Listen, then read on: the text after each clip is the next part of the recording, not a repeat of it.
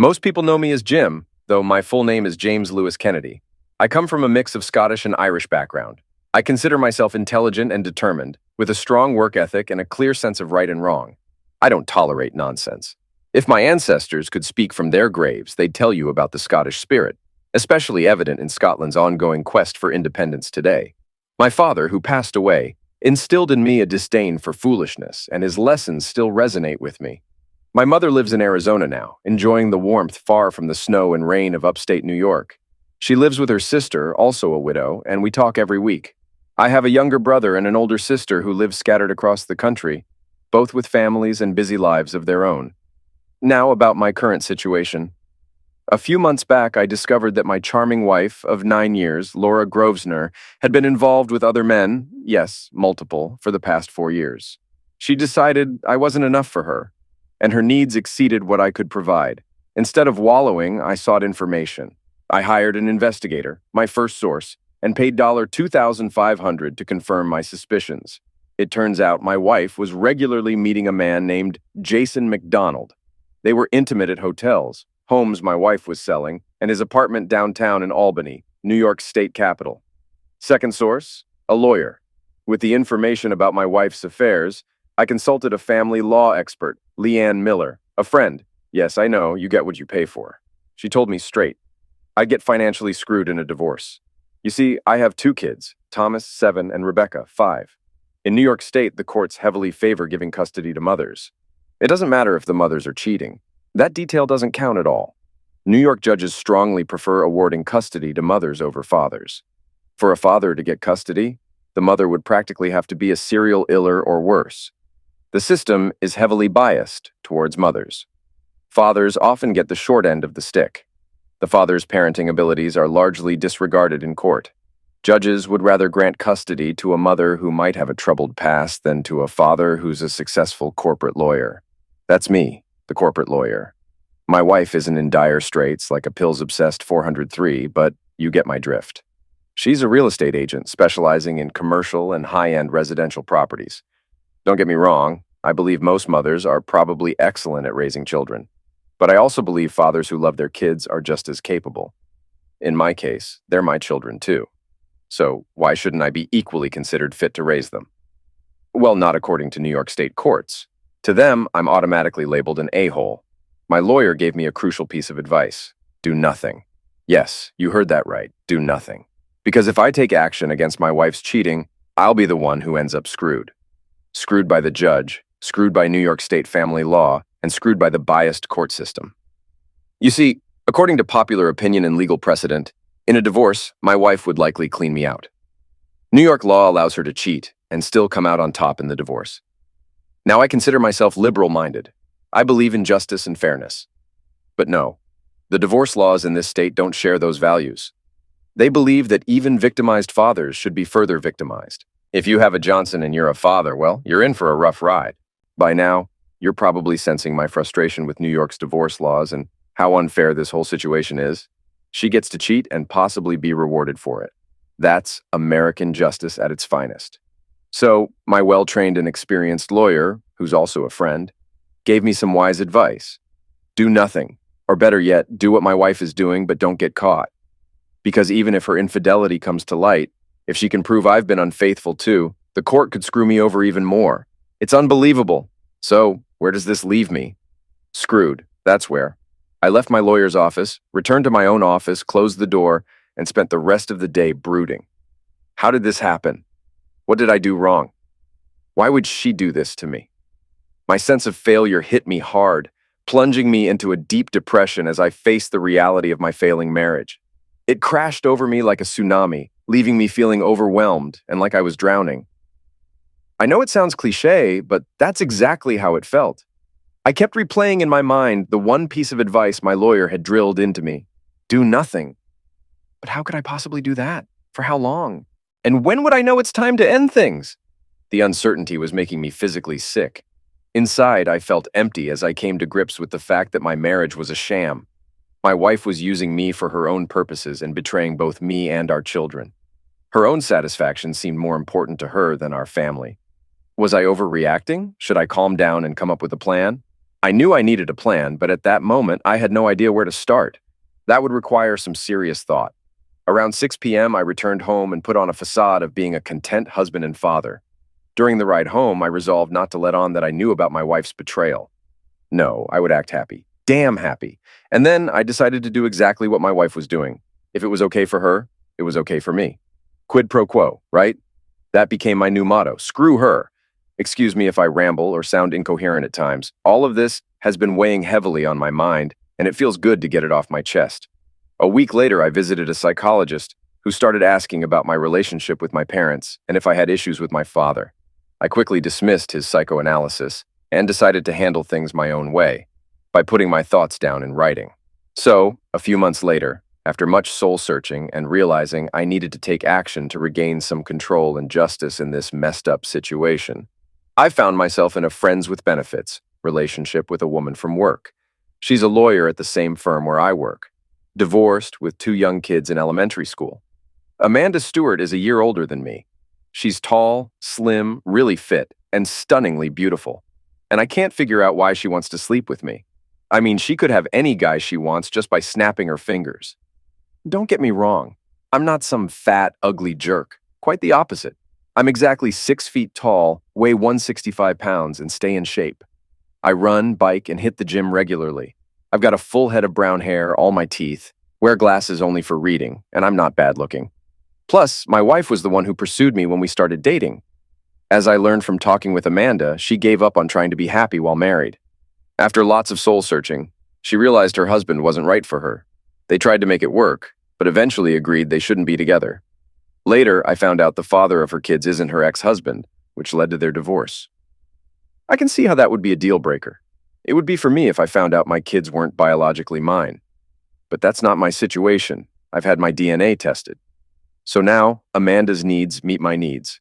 We both enjoy our time together, and we even chat afterward. She's smart and sophisticated, the kind of woman a man could easily fall for. I feel relaxed with her, not like the pressure I felt with Laura. We don't have much emotional investment in each other. Maybe Laura's relationship with her lover is similar, but I'm getting ahead of myself here. I figured if Laura ever ended things with her lover, I'd do the same, but there were no signs of that happening. My investigator's occasional checks confirmed my wife was seeing her lover at least weekly, so I decided to get tested for STDs regularly, just to be safe. Fortunately, the tests were always negative. Maybe Laura's boyfriend uses protection, or he's just clean. Either way, I made a mental note to get tested every 3 months in case any unwanted guests hitched a ride with her. Amanda and I always use protection. Safety first. Let me explain a few things. My wife is Laura Grosvenor Kennedy. At work, she goes by Grosvenor because she thinks it sounds more sophisticated than Kennedy. But let's be real, the Kennedy name is practically American royalty. Laura believes her maiden name, Grosvenor, carries centuries of English prestige and could attract high-end clients to the firm she works for. We're both 34 years old and live in Albany, specifically in the nice Pine Hills neighborhood. Our house is close to the university and not far from downtown in the state capital. My commute to work is short, just a few minutes. Laura's office is downtown too, but she often drives because she's frequently out on business. I drive a 3-year-old Subaru Outback, and Laura has a new leased Mercedes. On the surface, our lives seem perfectly normal. We're busy with kids, careers, and all the everyday demands of life. Our house is around 80 years old, but has been well maintained and updated over the years. It's a 3-story Queen Anne Victorian style with plenty of space. We could go all day without crossing paths until mealtime. We have 5 bedrooms, 6 bathrooms, and not nearly enough closet space. The basement and 3rd floor are filled with storage for clothes, holiday decorations, costumes, and sports gear. I have a separate 2-car garage in the back with garden equipment. Laura's always updating something, like turning a small bedroom next to ours into a walk-in closet for the master suite. We live a typical upper-middle-class life and thought everything was good. Well, at least I did. Turns out something was missing for Laura. It's been a while since I started noticing little things that eventually made me suspect Laura was having an affair. She was incredibly good at hiding it. I mean, when she came home, there were no signs she'd spent the afternoon with her boyfriend. We'd make dinner, talk about our day, and plan our schedules for the coming days. It was all painfully normal and mundane. Maybe that was the problem. Normal and boring, no excitement. Everything seemed fine until I stumbled upon something unsettling. While looking for Laura's car keys in her handbag to move her car, which was blocking the garage, I found another cell phone. It was turned off, so I turned it on. It was locked with a 6-digit code, and after a few failed attempts, I stopped to avoid getting locked out. I didn't want Laura to know I'd been snooping, so I turned it off and put it back. I spent days wondering why she had a second phone. Every conclusion pointed to her hiding something, but what and why were the big questions. I analyzed our life together, our marriage, and our work to find answers. Instead of confronting her, I hired an investigator. What they uncovered confirmed my worst fear. Laura wanted more excitement, but not from me. When someone gets bored, they usually try new hobbies or activities. Laura's solution was to have an affair. How do I handle this? I searched for a logical, unemotional approach, but my children complicated things. Confronting Laura calmly might lead to her ending the affair or wanting a divorce. What if she chooses divorce and fights for custody of the kids? Everyone loses in a legal battle except the lawyers making $300 an hour. The kids suffer most, and so do Laura and I. If we split up, it would have to be mutual and without causing more damage. So I followed my lawyer's advice. Do nothing. I thought about it for weeks, trying to understand why Laura cheated. Was it my fault? Did I neglect her? Did our romance fade? Was I too boring, or maybe I wasn't good enough in bed? These doubts haunted me, but I knew I had to make changes. I started exercising more. I used to work out a few times a week, but now I run every morning at 5 a.m., dropping 8 pounds and inches off my waist in 2 months. I also hit the gym near my office twice a week, gradually building my strength with weights. If I wasn't attractive to Laura anymore, I wanted to improve myself. By getting in better shape, I hoped she'd notice me again. I tried taking her on romantic dinners, but her phone always interrupted. I attempted sensual massages with candles and music, but her phone ruined the mood again. Even when I turned it off, she complained about missing work calls. Everything I tried failed. So, we settled into a new routine. It got boring fast, especially for me. What was the point? Laura was seeing Jason, and I started a relationship with someone who used to cheat a lot. I lost any moral high ground I thought I had, but it felt like the right thing to do somehow. A few months later, after a lazy afternoon of closeness with Amanda, we had a discussion. Sometimes we both wanted intense, quick act without the romance and buildup of a committed relationship. We knew our relationship was just about act, but it didn't mean we didn't care about each other. I genuinely cared for Amanda. She's a wonderful woman and a great mother, but we both understood it wasn't going to last. I wanted to keep my life uncomplicated, or so I thought. 6 months later, things continued pretty much the same. I kept the investigators checking on Laura every few months. She was still seeing her lover once or twice a week. Knowing this, I wasn't in a rush to end things with Amanda. In fact, we grew closer over the months. We even introduced our kids to each other. I'll come back to that in a moment. During dinner at home one Thursday night, Laura mentioned she was going to a real estate convention in Las Vegas for a week. It was supposed to be about industry updates, but really these events were just excuses for parties at fancy resorts. I knew this convention would be no different. I saw it as an opportunity to shake things up and show Laura what she might be risking. Well, who am I kidding? Laura knew exactly what she was doing. She wasn't naive. She understood the risks and rewards of cheating on our marriage. The convention happened during spring break. We had planned to take the kids to Disney World, but that plan was forgotten when Laura's convention suddenly appeared on her schedule. I expressed my frustration with her selfishness and disregard for our family. We agreed to take the kids to Disney World this year. My face clearly showed my annoyance that she chose Las Vegas instead. This convention is really important to me, Jim. Plus, Becca's too small for some rides her brother can go on. If she can't do everything, it'll just lead to arguments. Wait, we can manage with Becca if we explain it to her. She's smart and understands about safety. I don't get why you're putting another convention ahead of our family. She sighed loudly and rolled her eyes. The company wants me there and everything's already booked. I don't want to talk about it anymore. I'm going to the convention. End of story. The rest of the evening was quiet. After putting the kids to bed, I took a long shower, my mind racing. I didn't sleep well that night, but I came up with an idea. Something fair, in my view. A few days later, I suggested to Amanda that we take both our kids to Disney World in Florida for a short vacation. I didn't tell Laura about it. After sorting out the details, Amanda and I agreed to go ahead with the plan. We booked flights in the resort quickly. Laura hadn't even left for the airport when I started packing the kids. They were thrilled beyond words. I told them to keep it a secret from Mom for now, and they eagerly agreed with big smiles. The day after Laura left for her Vegas pool party with real estate agents, Amanda and I flew to Orlando with our 4 kids. There's a non-stop flight that takes just under 3 hours. By mid-afternoon, we were enjoying the warm sun, and the kids were having fun in the pool in their swimsuits. This was a new experience for Amanda and me. Until now, our time together had mostly been about having casual closeness. Our kids had met once before, coincidentally in downtown Albany on a Saturday. We ended up having lunch together at a fast food place with a play area for the kids. During our trip, Amanda and I had a different kind of conversation than usual. She opened up more about her marriage and its breakdown.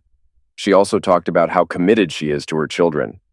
After her divorce, she realized her mistakes and is determined to be a good mother. She loves her kids deeply and wants what's best for them, working hard to provide it. I shared with her about the hurt and betrayal I felt when I discovered Laura's affair with Jason. Amanda listened intently, while also keeping an eye on her kids. I tried to read her expression to see what she was thinking. She was in full lawyer mode. She voiced her thoughts to me, saying, "You know, Jim, your current situation is almost like an open marriage, even if you haven't acknowledged it. Are you sure this is how you want to live?" I looked at her and replied, "I haven't confronted Laura yet, because I don't want to disrupt the lives of those two kids over there. I don't want to become a weekend dad who only sees his kids a few weeks a year. Everything I've read says that kids suffer the most in a divorce. I can't risk that, not yet." I took a deep breath, realizing I hadn't been breathing for the last minute while talking. I knew Amanda would eventually want to move on from our friends with benefits relationship. That's just who she was. In my mind, I knew she wasn't big on monogamy. Given her history, it seemed likely our relationship would end the longer it continued. I thought she'd find someone new for that kind of relationship. But she didn't. So, here we were at Disney World, pretending to be one big happy family with 4 kids. I booked 2 connected rooms at the resort, one with 2 queen beds and the other with 2 sets of bunk beds for the kids. I had to pay extra to get the rooms set up just right, but it was worth it. Money can make things happen. In the mornings and early afternoons, we explored the park, going on as many rides and seeing as many attractions as possible. When the kids got tired and hot, we'd head back to the hotel to cool off in the pool. By dinner time, the kids were ready for bed, giving Amanda and me some time together to relax with drinks and food, and then each other. 5 days at Disney World was fantastic. The kids got to experience everything, including a day at SeaWorld, and they loved every bit of it. They were sad to leave when it was time to head home and back to school. I had to get back to work, and Amanda did too. Laura, on the other hand, was returning to her usual routine at home. Laura showed up later that same day we got back. She had a tan, but was nursing a bad headache from all the partying in Vegas. The kids excitedly told her about our trip to Disney World and SeaWorld. When she looked at me, she expressed her disapproval, asking why I took them without her. "What the heck, Jim? I thought we were going to Disney World as a family. Why did you take them without me?" she exclaimed. "Well, remember, we discussed this and you chose to go to Vegas for your convention instead of being with us. If we aren't important enough to you, well, too bad. We went without you, had a great time. I hope Vegas was worth it," I replied before leaving the room. Too bad for her, I thought.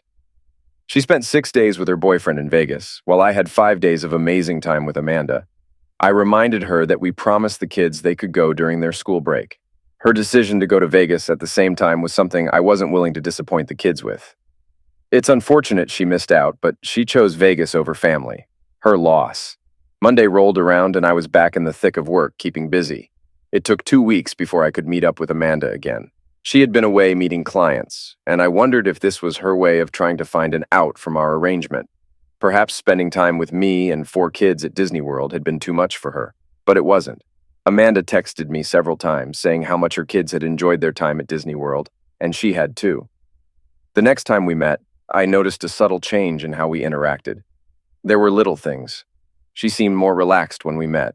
In bed, she showed more affection, running her fingers through my hair and holding me close.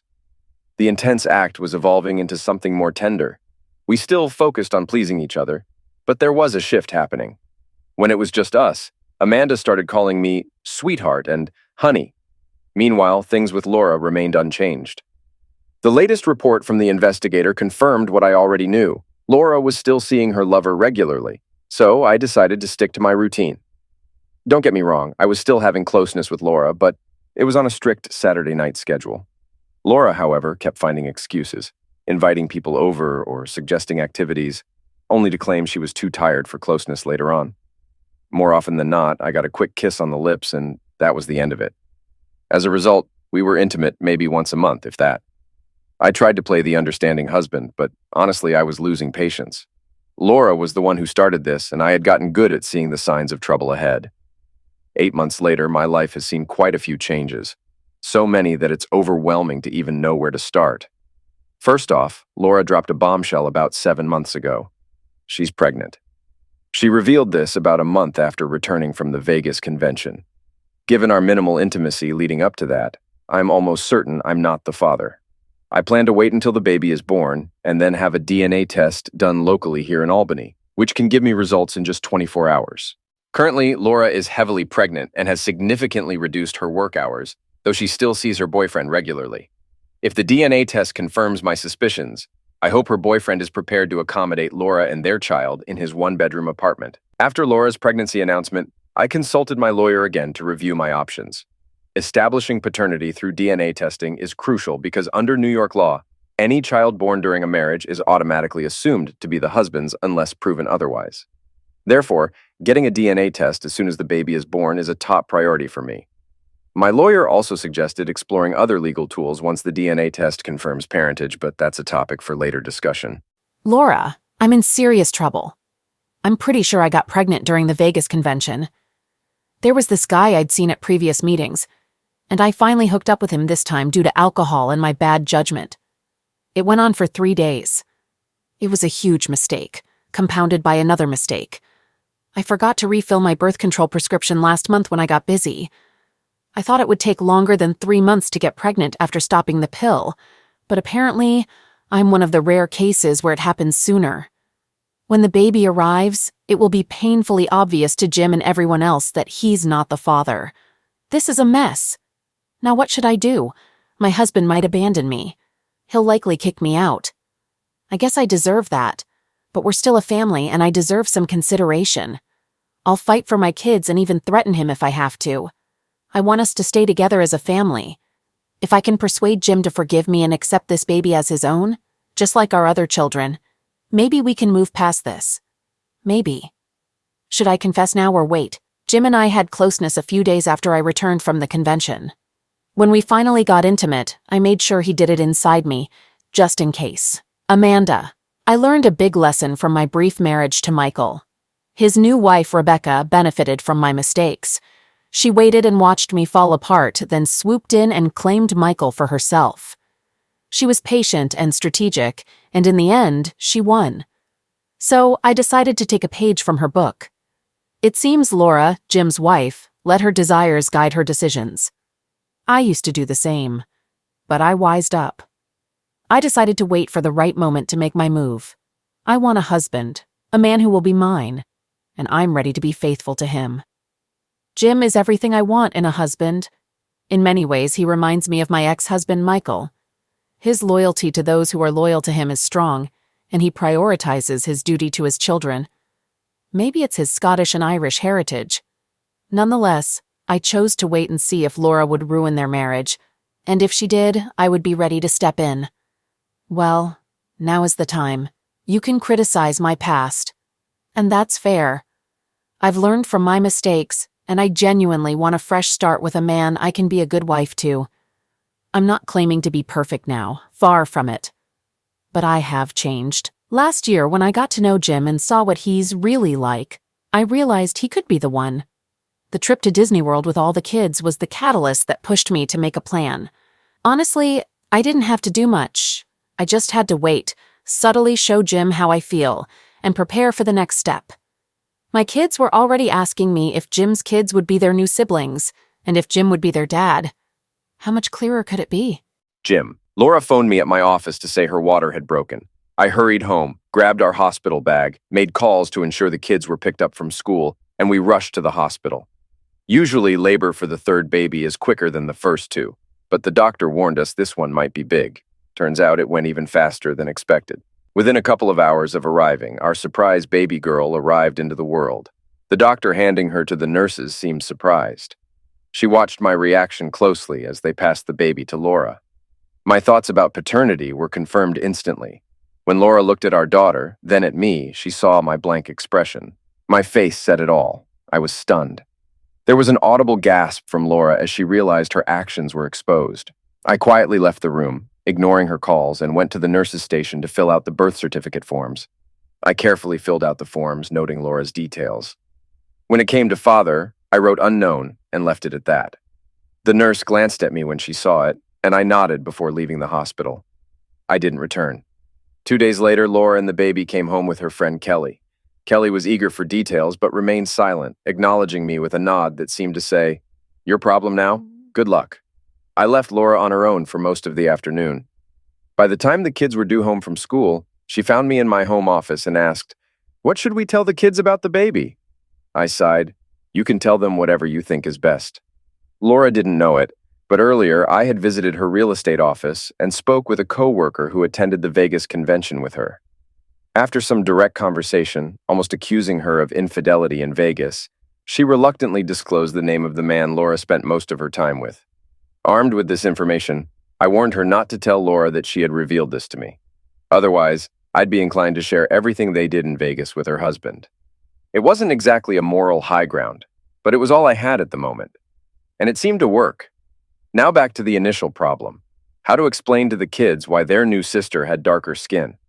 I started planning what to do next for my children and me. Part of me wanted to publicly expose Laura as an unfaithful woman, but I realized I didn't need to. Her actions would speak for themselves. Once our families saw the baby, it would be obvious that I wasn't the father. Then what? I called Mr. Glenn Duncan, a real estate agent in Houston. Duncan was well known in the area, formerly an NFL player who didn't see much action on the field but carried himself as a star. His knees gave out, ending his football career prematurely. Duncan was a big man, over 6 feet tall and 220 pounds, still in good shape and often seen in sharp suits. His agency profile presented him as confident and successful, leveraging his NFL background to impress clients. Now, he was about to face a situation he wouldn't welcome. I called Mr. Duncan, and I have to say, our conversation didn't go well. When I asked him if he knew Laura Grosvenor, he played dumb and said he didn't know anyone by that name. He also couldn't remember if he attended last year's Vegas convention and abruptly ended the call, claiming he was busy. As a parting shot, I informed him that Laura would be contacting him about their newborn daughter, and I'd be seeking a court-ordered DNA test. There was silence on the other end. I also tried to get Mr. Duncan's home address and phone number for the court order, but then the line suddenly went dead. It's clear Mr. Duncan has a Mrs. Duncan and 3 kids at home, and who knows how many more scattered across the country. So, to sum it up, I have a cheating wife who got pregnant by her convention fling, resulting in a biracial child. My kids are a bit puzzled by their new sister, having much darker skin than them, but they're innocent enough not to make a big deal about it. I'll have to explain things to them soon. Right now, I have to sort things out with Laura, and our future together is uncertain. Laura, I've really gotten myself into a mess. I need to talk to Jim and see if we can work this out. He's usually reasonable, and I believe he can be a father to this baby too. With time, he'll see that and accept her as his own. I might call Glenn to let him know it's a girl. We spoke when I found out I was pregnant, but he wasn't interested and practically hung up on me. He even threatened legal action if I contacted him again. That's a fine way for someone who claimed to love me in Vegas while we were intimate. He has a big Johnson, but that's not helping me now.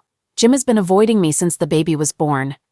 He's normal with our kids, but won't touch the baby. When she cries, he looks at me to handle it.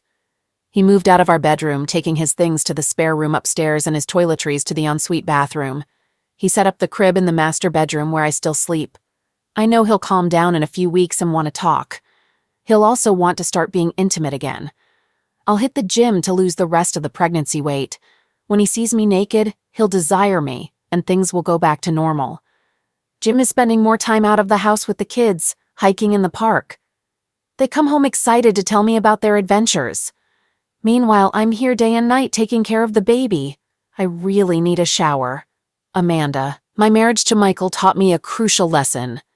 Just when you think you've won, you might actually lose. His new wife, Rebecca, patiently waited for me to mess up, and when I did, she seized her chance. Now she's happily married to him with 2 kids, living in the Scottish Highlands near the ocean on a large property they're renovating. So, rather than feeling sorry, I waited for Laura to make a big mistake. And she did. It was my opportunity to pursue the man I wanted, Jim. I had learned not to get involved with other men besides him. Jim, I knew, was fundamentally a good man, a devoted father, and wanted to be a good husband. It was unfortunate his wife had been cheating on him for years. Recognizing the signs of her infidelity was easy for me, having made similar mistakes in the past. My children were fathered by two of my lovers, not Michael. That's why Michael is now married to someone else. I made sure to connect with Jim emotionally as well as physically when we spent time together. At work, I visited his office when I could, and we started having lunch together more often. Rumors were swirling among the lawyers and staff about Laura's affair and the fact that Jim's newborn daughter wasn't his. Speculation about their divorce was quietly buzzing. Whenever Jim left the office for personal matters, people wondered if today was the day it would all unravel. His lawyer's office wasn't far, so he often walked there and back to clear his mind. He'd text me when he headed there, and I'd wait anxiously to see what would unfold. I knew Laura's days were numbered. Jim, I've been agonizing over what to do with a wife who's had another man's baby and has been cheating on me for years, flaunting it publicly now. My initial urge was to pack up all her belongings, kick her and the baby to the curb, but realistically I couldn't do that yet.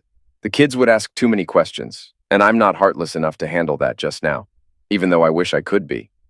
I knew I had to take action, even though it would hurt the whole family.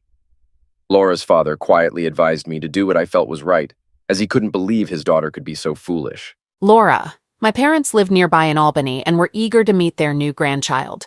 When they entered the master bedroom to see the baby in her crib, both Mom and Dad were utterly shocked. Mom covered her mouth, stumbled back, and had to sit down in a nearby chair. Dad just stared at me, shaking his head in disbelief, then left the room. He headed downstairs, poured himself a scotch, and sat at the dining table, staring into his glass. He didn't move when Mom and I joined him a few minutes later, me with the baby in my arms, preparing to breastfeed. Mom glanced at Dad, who poured her a drink and pushed it towards her. She took a substantial gulp, and they both turned to look at me. I decided to tell them the truth, but not everything. It was too much for them to hear right now. So I admitted to having closeness with a black man in Vegas last year. My dad muttered, "Not everything that happens in Vegas stays in Vegas," a remark that was unnecessary but true. My mother immediately asked the most obvious question, "What's going to happen between you and Jim now?" I sighed before replying, "I don't know." Mom looked down at the table and continued, "Are you two separating?" I snapped my head up, responding firmly, "No!" She pressed on, "Is he kicking you out?" "We've barely spoken since the baby was born. He spends as much time with the kids outside the house as he can. He moved into the spare bedroom that I was planning to use for the baby, which is why the crib is in the master bedroom." Mom shook her head in disappointment, and Dad remained silent, staring at the table. She summed up her thoughts with a heavy sigh. "Jesus, how could you make such a foolish mistake? I thought we raised you better." Her statement wasn't a question. I sat quietly as the baby nursed from my breast. My mother had hit the nail on the head. Would Jim make me leave? I hoped he would understand and be a father to this little girl. But every time he looked at her, he would be reminded of my betrayal. It was clear that I had cheated on him. We hadn't discussed it at all. He avoided me whenever possible, and I couldn't blame him. What man wants to be faced with the fact that his wife got pregnant by another man, and now here's the result of that affair? It wasn't like I had a long-term affair with Glenn. He was well known in his field, charming and always good with compliments for women. This time, fueled by too much alcohol, I found myself in his hotel room on the first night of the conference. We spent the next few days together, and it was exhilarating. I forgot all about my usual responsibilities, work, kids, husband, and simply enjoyed the attention he gave me. That and his big Josh non. My V was worn out, and I knew that I had to clean up before the flight, and then get ready to see Jim and the kids. When I arrived home, the kids excitedly told me about their recent trip to Disney World in Florida. I mentioned to Jim that I had wanted to go there as a family. He glanced at me and said, "You need to be present for that," then walked away. I was lost on what to do. I had a massive hangover, and no amount of showering could erase the realization that I might have made a huge mistake in Vegas. I got myself deeply involved with Glenn. Alcohol and my lustful side took over, while the part of my brain that should have remembered my children and husband was drowned in martinis. I ended up spending at least 4 days with Glenn. He's quite full of himself, with an ego bigger than his well-endowed package, which I must say was inside me for most of that time. Upon returning home, I felt the urgent need to reconnect with Jim intimately. I hoped it would mend the growing divide between us, one that had been widening for some time. Perhaps he suspected about Jason too? Our lack of intimacy lately was affecting our family life, and I thought spending more time together as a family should be our priority. A few weeks later, I missed my period. My nipples were unusually sensitive, and I experienced morning sickness. I knew I was pregnant and had to make a decision. I considered termination, but I didn't go through with it. Quietly, I prayed, hoping against hope that this baby was Jim's. But it wasn't. Jim. To address the straightforward question of what do I do now, I felt consulting my lawyer could give me clarity on the challenges ahead. In my mind, divorce seemed inevitable. It's hard to imagine raising a child that everyone knows isn't biologically mine. A biracial child born to two clearly white parents raises questions. Initially, I suspected Jason could be the father, but that wasn't the case. Laura had been unfaithful to him too, which I found somewhat ironic. Now, you might think my stance is racist in the 21st century, but it's not about race. It's about Laura having another man's child. The child is innocent. They didn't choose their parents. Whether the father is black or white is beside the point. What matters is Laura's infidelity. My lawyer asked if I had done DNA tests, which I had, and I provided the results. I also shared evidence gathered by my investigator about the child's father, including photos. We discussed New York State family law and its implications, especially with Laura's clear infidelity during our marriage. I made it clear to my lawyer, Leanne, that my top priority was my 2 children. I wanted full custody and was ready to fight aggressively for it. I intended to argue that Laura was unfit based on the evidence collected, and that custody should be with me. Financially, I was stable enough to handle this battle, and even hire a part-time nanny for after-school care. There were legal precedents supporting my case, including keeping ownership of our house and offering Laura half its value.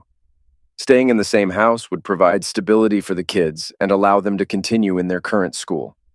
With the youngest now in school, arranging after-school care was my main concern, which I had covered. I didn't discuss child support with Laura yet. My immediate goal was for her to leave with her baby. To start the process, Leanne suggested drafting a formal separation agreement. Now, for those unfamiliar with this type of agreement, speaking as a lawyer, an SA is a legal document that precedes a divorce. Essentially, it gives couples time apart to decide if they want to save their marriage. However, most SAs end up being the basis for divorce since few couples reconcile. It's like divorce in stages, really. I wasn't sure if an SA was what I wanted.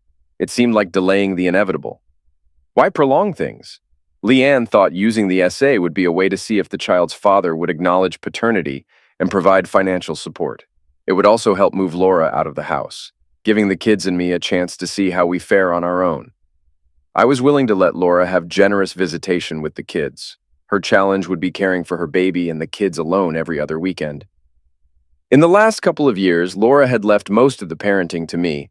Her job and activities with Jason meant she often came home tired, hungry, and focused on work. Sometimes she'd leave in the evenings for client meetings or to show houses. Some weeks we hardly spent any time together as a family. So I became busy with the kids, they relied less on their mother, and we carried on with life. Since the baby was born, Laura and I barely talked. I didn't help with the baby's care at all. That was all on Laura. Then about a month after the baby's birth, on a Friday night, I took action.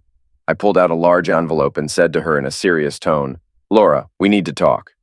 Her expression said it all. She paled a bit, realizing this was serious and wouldn't end well for her. She had hoped that delaying our talk about the baby and her infidelity would make me overlook the fact that she had another man's child. I poured her a glass of wine and slid it across the dining room table. I had a glass of ice water for myself. The manila envelope was in front of me, and she stared at it as she took a sip. She nodded towards the envelope and asked slowly, "What's in there, Jim?" I got straight to the point. "This is a separation agreement my lawyer prepared. I think it's time for us to think about our future. Our marriage isn't in good shape. Clearly, I'm not the husband you want, and right now you're not the wife I want. It's best for both of us to separate and reassess. Laura's eyes widened, and her hands started shaking. She took a big gulp of wine. I continued, "The agreement says I stay here with our kids, and you and your baby move out. You have a month to find a new place. Take whatever furniture you need. You can see the kids as much as you want, but they'll live with me.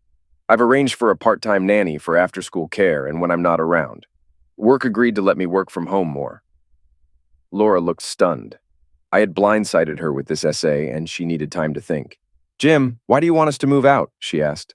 My expression said it all. "Time to be honest, Laura, let's be real. You cheated and got pregnant. I'm not okay with that. You've been unfaithful for years, and it ends now. So you've got 30 days to pack up, find a place, take your baby, and leave." I was getting worked up, wanting to vent my frustrations, but I knew it wouldn't help. I had to put my kids first. Staying calm was hard. I pushed the envelope towards her. "Here's the separation agreement. I've tried to be fair. Get a lawyer to review it if you want. But know this, I won't consider your baby mine." I got up from the table and left the room. The house fell silent. Over the next month, I tried to keep things normal at home, despite knowing my wife and her baby would soon move out. She found a 2-bedroom apartment near her office during her maternity leave, giving her time to settle in before returning to work. The separation agreement, SA, had specific dates, and I occasionally reminded her of the deadline to leave. We went through the house, and she chose items to take for her new place. I took down all the photos, especially ones with her in them, and made notes of changes I wanted to make once she moved out. During this time, I kept my relationship with Amanda separate from Laura. I wasn't even sure if Laura knew about Amanda. Amanda and I saw each other a couple of times a week, and on weekends we often did activities with our kids like hiking and visiting local parks, which the kids loved since they were now a year older. Amanda was curious about Laura's plans. She asked me what I intended to do after the 6-month SA period. I told her honestly that I doubted there would be any reconciliation. Laura had hardly spoken to me unless it was about the kids. My plan was to move forward with a divorce. I initially pursued the essay on Leanne's advice, thinking of the kids and both our families. My mom in Arizona didn't really care about my decisions, but I knew Laura's family hoped I'd forgive her and embrace her baby as my own. For me, respect was crucial. Without it, there was no marriage or relationship. I couldn't trust Laura to have the best interests of me or our children at heart, and I knew I couldn't genuinely care for her either. So, the marriage was ending. Amanda observed me closely. She knew I was hurting and vulnerable, but I knew I had to take things slowly, prioritize my children, and ensure they had a stable home and life. And that's exactly what I did. 6 months later. Laura, I've been living in this apartment for a while now. Jim agreed to let me take enough furniture to make it feel like home. I got stuff from the master bedroom, a lot of kitchen stuff, dishes, and the kitchen table with chairs. When the movers packed up everything, I looked around the house and realized I'd miss it. I'll come back to drop off the kids, but this will never be my home again. It hurts to know my mistakes cost me my family, my home, and the life I thought I'd always have. If only I'd kept away from attractive men. I thought I could have closeness with them discreetly, but getting pregnant changed everything. Now I'm in a 2-bedroom apartment, almost a single mom with no time for a social life. It's been months since I had closeness. I start work next week, so I'll need daycare for the baby. My family hardly calls anymore. People at work gave me strange looks when I visited recently. Losing pregnancy weight has been slower than I hoped, and money is tight. I had to give up the leased Mercedes and settle for a VW. Jim still drives his Subaru. Some things never change. He's that stable presence I always knew. I expect divorce papers to arrive soon. The separation agreement ends in a couple of weeks, and Jim shows no signs of forgiving or reconciling with me. I tried talking to him the last time he dropped off the kids, but he just looked at me and left. I'm starting to understand what he means about respect, though it's a bit late. Amanda, well, it's time for me to take action. The man I wanted is now divorced, adjusting well to single parenthood. Jim handles kids, work, house, and even has a bit of a social life with impressive organization. Our social life has mostly been with me and my kids, which suits me fine. We've been spending a lot of time together, almost like a family. The kids and I have been staying more at Jim's house, even overnight on weekends. I realized I wasted time with Michael and won't repeat that with Jim. Michael was a good man who could have been a great father to my kids, if only he had been their father. My sense of entitlement was so strong that I thought I could have everything my way. I had ongoing affairs with several men, and then the inevitable happened. I got pregnant, twice. When Michael found out and confronted me, I shut down and refused to talk. He left, telling me to call him when I was ready to be honest. I was so ashamed that I never called, and eventually he moved on and found someone who truly loved him. I regret my foolishness deeply and won't repeat it. Now the man I desired was finally free to be with me, and I with him. However, there was a new complication. Jim. So, I'm officially divorced now. I'm a single dad raising 2 kids who are growing fast. My work as a business and tax lawyer might be dull, but it pays well. I work from home part-time, which allows me to handle all the important daily routines with my children. I'm home by 4:30 every day to cook dinner, help with homework, and manage their various activities. Laura has been seeing less and less of the kids lately. She's back to work and struggling with being a mother to her newborn, leaving little time for her older children. I've reminded her that the kids miss her and need her time, but with her real estate job and weekend open houses, she's spending less time with them. There's not much I can do about it, so I've been scheduling plenty of outdoor activities for us. Amanda and her kids are with us often, and if you didn't know better, you'd think we were one big happy family. And then, things took a turn. Amanda, all the signs and symptoms were there this morning. My usual cup of morning coffee didn't want to stay down. Damn. I ended up with my head in the toilet as breakfast made a sudden return. After washing up, I got the kids ready for school. On my way to the office, I stopped by the pharmacy next door and bought a pregnancy test kit. You know the one. Part of my mind was cursing up a storm because I knew what it could mean. My breasts felt swollen, and I realized my period was late. I usually don't have heavy periods, and honestly, I had forgotten about it. Nervously, I tucked the test kit into my briefcase and went to work.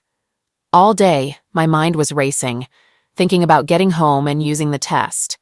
When I finally got home and had the kids in bed, I went to the bathroom and closed the door, even though it's attached to the master bedroom. After taking a deep breath, I took the test out of the package and prepared to use it. I held it under the stream, then set it aside to do its magic. I cleaned up and went downstairs to the kitchen, feeling jittery. If the test showed what I feared, it would be a critical moment in my relationship with Jim, a make-or-break situation. Returning to the bathroom, my hands shaking a bit, I picked up the small white plastic piece. Oh boy. Laura. Damn it! Seriously, I've thought about trying to talk to Jim and persuade him to come back to my bed, but he won't even talk to me. What can I do? Jason, my regular lover, moved on months ago.